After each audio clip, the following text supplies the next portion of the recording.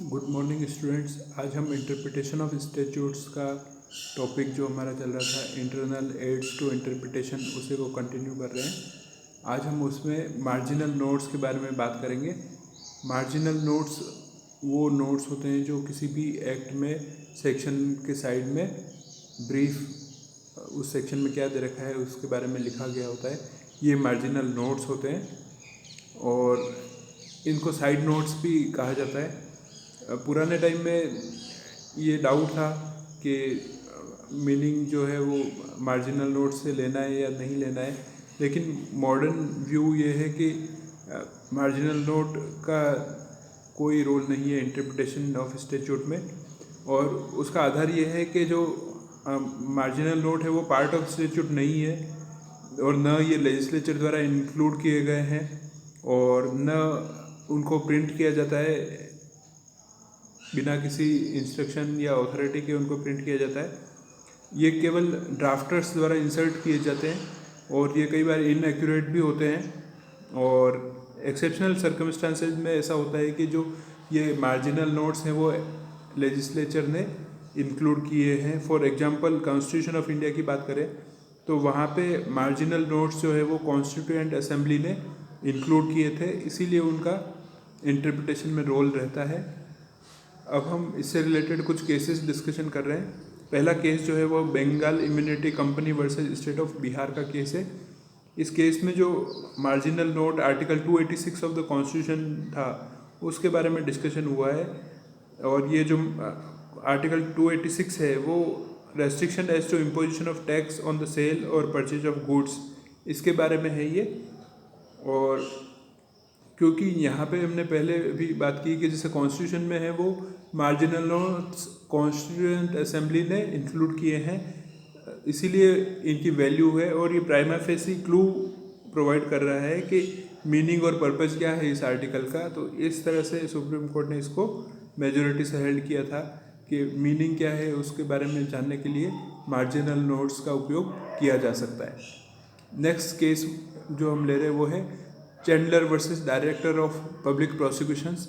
इसमें section 1 of the official secrets act 1911 के interpretation की बात थी और इसमें ये था कि कोई भी पर्सन है अप्रोच करता है या फिर नेबरहुड में है या फिर कोई प्रोहिबिटेड प्लेस में इस पर्पज़ के लिए जाता है और उससे सेफ्टी या इंटरेस्ट ऑफ द स्टेट अगर इफ़ेक्ट होता है तो ऐसा नहीं होना चाहिए, ये इस सेक्शन में दे रखा है। और इसका मार्जिनल नोट्स जो था वो दे रखा था पेनल्टीज़ फॉर स्पाइंग। तो दोनों में थोड़ा सा वेरिएशन आ रहा था। तो इंटरप्रिटेशन की बात थी तो हाउस ऑफ लॉर्ड ने इसको मना कर दिया कि ये जो मार्जिनल नोट्स है इसको हम इंटरप्रिटेशन में हेल्प नहीं ले सकते इसकी, और क्योंकि जो सेक्शन की जो लैंग्वेज है प्रोविज़न वो बिल्कुल क्लियर है और उसको इफ़ेक्ट में लिया जाएगा। नेक्स्ट केस हम ले रहे हैं वो है Indian aluminium company versus Kerala state electricity board. और इस केस में ये हुआ था कि जो रेस्पोंडेंट थे वो कॉन्टैक्ट किया था उन्होंने अपीलेंट के साथ में कि इलेक्ट्रिसिटी हम सप्लाई करेंगे सर्टेन रेट्स के ऊपर, लेकिन जो वो चाहते थे कि ये रेट हम बढ़ा दें कि जो कॉस्ट ऑफ प्रोडक्शन है सप्लाई है ये सब कॉस्टली हो चुका है इसलिए हम इसकी रेट बढ़ाएंगे, ये वो चाहते थे। तो section 59 of the electricity supply act 1948 है और उसमें ये प्रोविज़न था कि जो as far as practicable rates of supply है वो सेम रहेगी और उसके लिए अगर आप बढ़ाना चाहते हो तो उसके लिए स्टेट गवर्नमेंट की परमिशन रिक्वायर्ड रहेगी, ये प्रोविज़न था। तो सुप्रीम कोर्ट के सामने क्वेश्चन था कि क्या ये रेट्स बढ़ाई जा सकती है या नहीं बढ़ाई जा सकती है।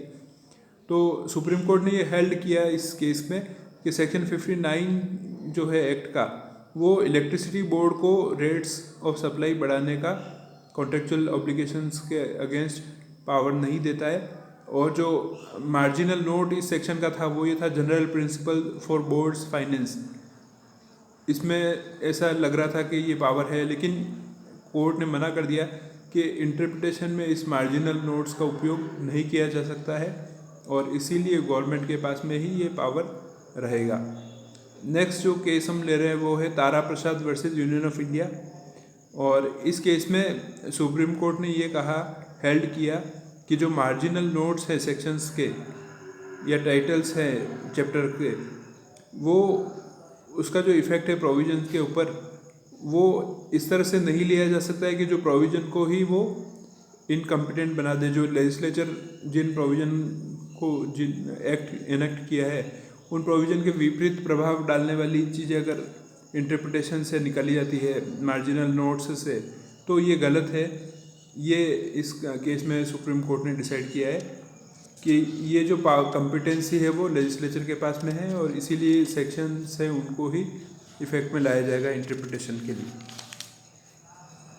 नेक्स्ट जो केस हम ले रहे हैं वो है SP Gupta versus president of India.